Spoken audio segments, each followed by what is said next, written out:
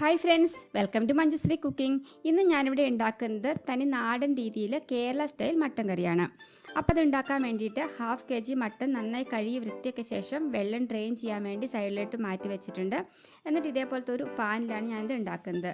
ഇത് തന്നെ വേണമെങ്കിൽ നിങ്ങൾക്ക് പ്രഷർ കുക്കറിലും ഉണ്ടാക്കിയെടുക്കാം. ഇപ്പോൾ പാൻ നന്നായി ചൂടായി വന്നിട്ടുണ്ട്. അതിലേക്ക് 2 ടേബിൾ സ്പൂൺ വെളിച്ചെണ്ണ ഒഴിച്ചു കൊടുത്തു.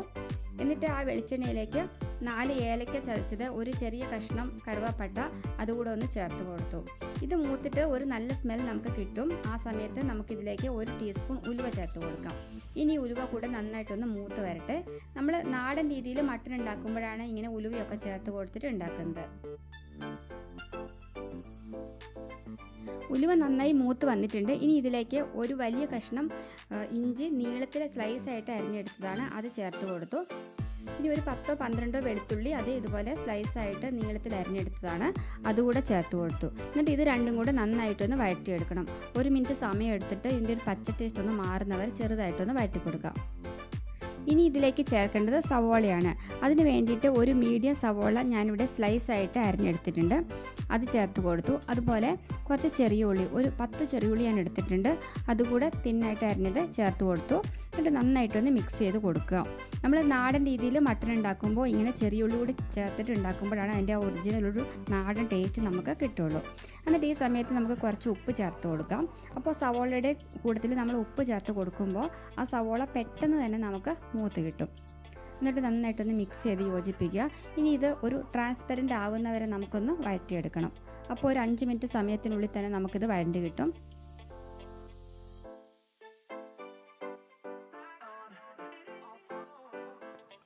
സവോള ഇപ്പം നല്ല ട്രാൻസ്പെറൻ്റായി കിട്ടിയിട്ടുണ്ട്. അപ്പോൾ ഇനി ഇതിലേക്ക് ചേർക്കേണ്ടത് പച്ചമുളകും തക്കാളിയാണ്.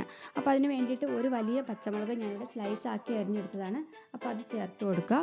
അതേപോലെ ഒരു തക്കാളി സ്ലൈസാക്കിയത് അതുകൂടെ ചേർത്ത് കൊടുക്കുക. ഇത് നന്നായിട്ടൊന്ന് മിക്സ് ചെയ്ത് കൊടുക്കുക. നമുക്ക് ഈ തക്കാളി നന്നായിട്ടൊന്ന് സോഫ്റ്റാക്കി എടുക്കണം.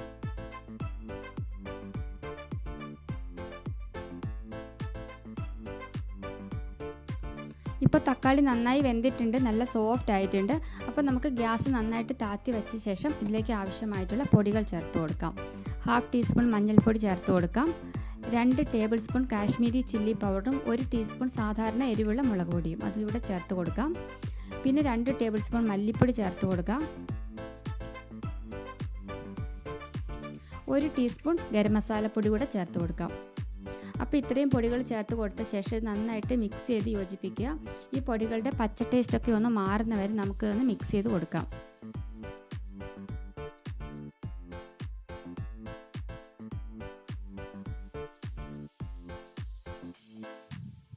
ഇപ്പോൾ പൊടികളൊക്കെ നന്നായി മൂത്ത് വന്നിട്ടുണ്ട്. അപ്പോൾ അതിലേക്ക് നമുക്ക് 1/2 ടീസ്പൂൺ കുരുമുളക് പൊടി കൂടെ ചേർത്ത് കൊടുത്തിട്ട് നന്നായിട്ടൊന്ന് മിക്സ് ചെയ്ത് കൊടുക്കുക. ഇനി ഇതിലേക്ക് നമ്മൾ വാട്ടർ ഡ്രെയിൻ ചെയ്ത് വെച്ചിട്ടുണ്ടായിരുന്ന മട്ടൻ ചേർത്ത് കൊടുക്കാം.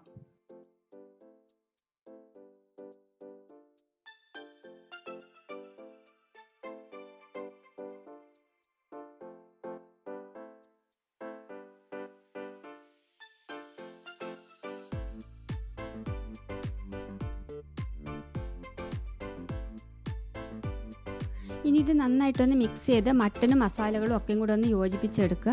അതിനുശേഷം നമുക്ക് ലോ ഫ്ലെയിമിൽ വെച്ചിട്ട് ഒരു 10 മിനിറ്റ് സമയം ഇതൊന്ന് അടച്ച് വെച്ച് വേവിക്കാം. ഒട്ടും വെള്ളം ചേർത്ത് കൊടുക്കാതെ ഈ മസാലയ്ക്കകത്ത് കിടന്നിട്ടാണ് ഈ മട്ടൻ നമുക്ക് വേവിച്ചെടുക്കേണ്ടത്. അപ്പോൾ ഈ മട്ടനകത്തു നിന്നുള്ള വെള്ളം തന്നെ വന്നിട്ട് അത് വെന്ത് വന്നോളും. നമ്മൾ എക്സ്ട്രാ ഒന്നും വെള്ളം ചേർത്ത് കൊടുക്കേണ്ട ആവശ്യമില്ല.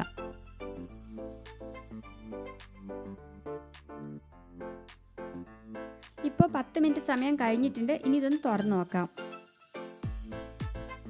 എല്ലാം കൂടി നന്നായിട്ടൊന്ന് മിക്സ് ചെയ്ത് കൊടുക്കാം. ഇപ്പോൾ ഈ മട്ടനിലേക്ക് മസാലയൊക്കെ ഒന്ന് കോട്ടാവാൻ തുടങ്ങിയിട്ടുണ്ട്. ഇതുവരെ നമ്മളിതിലേക്ക് വെള്ളം ഒഴിച്ച് കൊടുത്തിട്ടില്ല. അപ്പോൾ ഇത് നമുക്ക് ഇനി ഒരു അടുത്ത 10 മിനിറ്റ് സമയം കൂടി ഇതേപോലെ ഒന്ന് അടച്ച് വെച്ച് വേവിക്കാം. കുറച്ച് കറിവേപ്പില കൂടി ഇതിന് മുകളിലേക്കൊന്ന് വിതറി കൊടുക്കാം. അതിനുശേഷം അടച്ച് വെച്ച് വേവിച്ചെടുക്കാം. അതിനുശേഷം മാത്രമാണ് നമ്മളിതിലേക്ക് വെള്ളം ചേർത്ത് കൊടുക്കുന്നുള്ളൂ.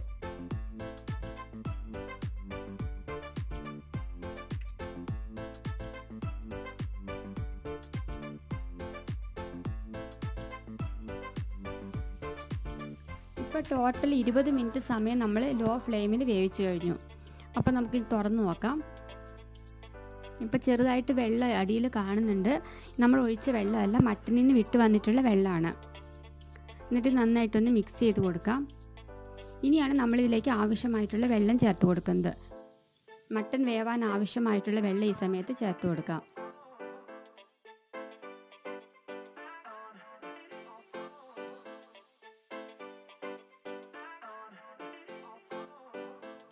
ഇനി ഇതിലേക്ക് നമുക്ക് ആവശ്യമായിട്ടുള്ള വെള്ളം ഈ സമയത്ത് ചേർത്ത് കൊടുക്കാം. ഞാനിപ്പോൾ 1 ഗ്ലാസ് വെള്ളം ചേർത്ത് കൊടുത്തു. ഞാനിപ്പോൾ അപ്പത്തിനും ചപ്പാത്തിക്കും ഒക്കെ പറ്റുന്ന രീതിയിലുള്ളൊരു മട്ടൻ കറിയാണ് ഉണ്ടാക്കുന്നത്. ഒരുപാട് ഗ്രേവി ഇല്ലാത്തൊരു മട്ടൻ കറിയാണ്. അപ്പോൾ അതനുസരിച്ചിട്ടാണ് നമ്മൾ വെള്ളം ചേർത്ത് കൊടുക്കേണ്ടത്. നിങ്ങൾക്ക് കൂടുതൽ ഗ്രേവി വേണമെങ്കിൽ ഈ സമയത്ത് കുറച്ചുകൂടെ വെള്ളം കൂടുതൽ ചേർത്ത് കൊടുത്താൽ മതി. ഇപ്പം 1 ഗ്ലാസ് ചേർത്ത് കൊടുത്തു. അതിനുശേഷം ഞാനൊരു 1/2 ഗ്ലാസ് കൂടെ വെള്ളം ചേർത്ത് കൊടുക്കുന്നുണ്ട്. അപ്പോൾ ടോട്ടലി ഞാനൊരു 1.5 ഗ്ലാസ് വെള്ളമാണ് ഈ മട്ടൻ കറിക്ക് ചേർത്ത് കൊടുത്തിട്ടുള്ളത്. ഇനി ഇത് നന്നായിട്ട് ബോയിലായിട്ട് നല്ല തിക്കായിട്ട് വരണം. അതിന് വേണ്ടിയിട്ട് നമുക്കൊരു 10 മിനിറ്റ് സമയം കൂടെ ഒന്ന് അടച്ച് വെച്ച് വേവിക്കാം. ഒരു ലോ ടു മീഡിയം ഫ്ലെയിമിൽ നെക്സ്റ്റ് 10 മിനിറ്റ് കൂടെ ഒന്ന് അടച്ച് വെച്ച് വേവിച്ചെടുക്കണം. 10 മിനിറ്റ് സമയം കഴിഞ്ഞു. ഈ പാനൊന്ന് തുറന്ന് നോക്കാം. അപ്പോൾ മട്ടൻ്റെ മസാലയുടെ ഒക്കെ നല്ലൊരു സ്മെല്ല് എനിക്ക് കിട്ടുന്നുണ്ട്. ഞാനിപ്പോൾ ചോറുണ്ണാനുള്ള ഒരു മൂഡിലേക്കായി കഴിഞ്ഞു. ഗ്രേവിയൊക്കെ നല്ല തിക്കായിട്ട് വന്നിട്ടുണ്ട്. മട്ടനൊക്കെ നന്നായിട്ട് വെന്ത് സോഫ്റ്റായിട്ട് കിട്ടിയിട്ടുണ്ട്. അപ്പോൾ ടോട്ടലി ഞാനിവിടെ ഒരു 30 മിനിറ്റ് സമയമാണ് ഈ മട്ടൻ വേവിച്ചെടുക്കാൻ വേണ്ടിയിട്ട് എടുത്തിട്ടുള്ളത്. ഞാനിവിടെ യൂസ് ചെയ്തിട്ടുള്ളത് ടെൻഡർ മട്ടനാണ്. അപ്പോൾ നമ്മൾ യൂസ് ചെയ്യുന്ന മട്ടൻ്റെ അനുസരിച്ചിട്ടായിരിക്കും അതിൻ്റെ വേവിൽ വരുന്ന വ്യത്യാസങ്ങൾ. ഇതേ രീതിയിൽ തന്നെ നിങ്ങൾക്കിത് പ്രഷർ കുക്കറിൽ വെച്ചിട്ടും ചെയ്തെടുക്കാൻ പറ്റും. അപ്പോൾ നമുക്കിത് ഒരു സെർവിങ് ഡിഷിലേക്ക് മാറ്റാം. നിങ്ങളെല്ലാവരും ഇത് വീട്ടിൽ ട്രൈ ചെയ്ത് നോക്കണം. നിങ്ങൾക്കിത് എന്താണെങ്കിലും ഇഷ്ടമാവും. ഇഷ്ടമായിട്ടുണ്ടെങ്കിൽ ലൈക്ക് ചെയ്യാനും ഷെയർ ചെയ്യാനും സബ്സ്ക്രൈബ് ചെയ്യാനും മറക്കരുത്. അടുത്തുള്ള ബെൽ ബട്ടൺ കൂടി ഒന്ന് പ്രസ് ചെയ്യണം. അപ്പോൾ അടുത്ത ദിവസം വേറൊരു റെസിപ്പിയുമായിട്ട് നമുക്ക് വീണ്ടും കാണാം. അതുവരേക്കും ബൈ ബൈ.